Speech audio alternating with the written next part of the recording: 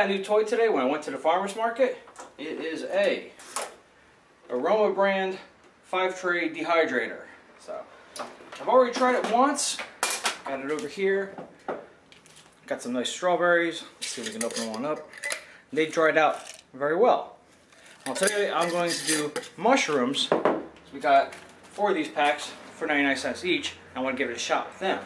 So let me get the camera a little bit closer. We're going to prep all the mushrooms, get them cut down correctly, and then we'll load it into the dehydrator and see how well it works.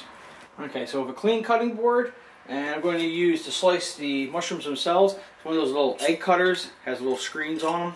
Works out perfectly and gives you the 1/4 inch slice you need.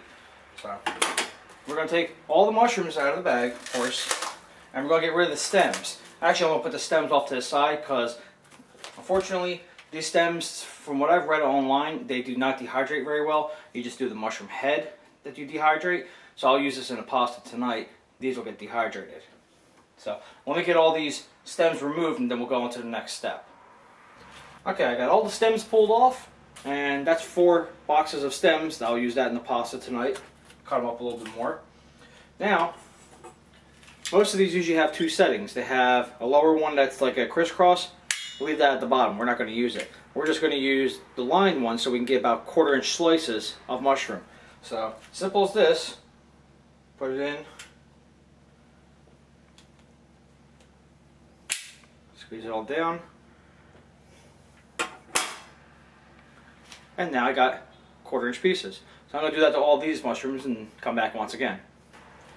Okay, well, this wasn't the best idea because it was cutting and ripping the mushrooms too much. It wasn't giving a nice clean cut such as you can get with a nice knife. So I just ended up switching back to a regular straight edge blade that I sharpened real quick and cut up the 4 packs, and I came up with all this. So let me get these out of the way.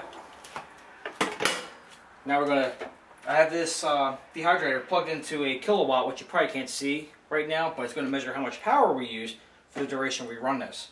So take off the top, put it off to the side. Also comes with, I think that's for making fruit leather, and I'm not sure what the screen's for. This is still all fairly new to me. So put that off to the side. We don't need it for what we need to do. And we're going to get down to the bottom tray. And I'm going to grab a bunch of these, start spreading them around. And once I get one of these spread out, I'll come back real quick and show you exactly how you're supposed to lay it out from what I've read. Okay, I got the first tray done. Let me pick it up. Try to show it to you a little closer. Basically, you don't want any of the pieces of the food touching or overlapping. You can pack it as much as you can, but you still need to get airflow through them. So if they're touching or overlapping, that part won't get dehydrated correctly, and you have a chance of having spoilage at that point. So this is basically the layout you want. So let me go do the other 4 pans over here, and I'll come back. Okay, I got all 5 trays loaded. I got just a little bit left over, so I'll throw this in a brown paper bag and put it in the fridge, and I'll use these later on this week. Tomorrow we're using these tonight. So let's go ahead and put the lid on. Now on top of the lid, this one has a closed and open vent. And we're going to leave it fully open. There we go. Flip it on.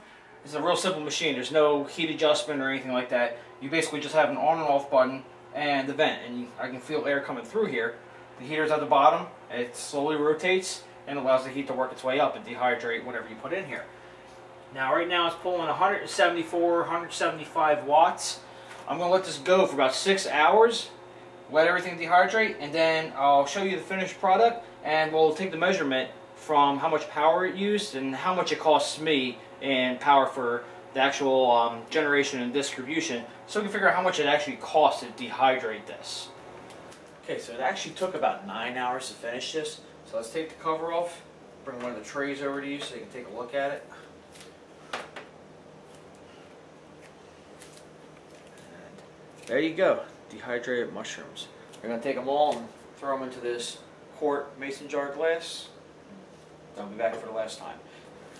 So there you go. All 5 of those trays filled up a quart mason jar. Came out great. Only a few pieces as I was going around were still a little tacky, so I had to get rid of them. The moisture will probably end up destroying the rest of these. Now the next thing you would normally do, which I haven't bought yet, would probably to pull a vacuum. They have a special attachment that goes on top of these. mason jars, and you can actually pull a vacuum inside them. Since I don't have that, I'm going to have to leave these in the refrigerator just to make sure they don't spoil, and I'll get at least a month or two out of them. I'm still building up my supplies for the dehydrating, but I wanted to show you what I've gotten so far. So there you go.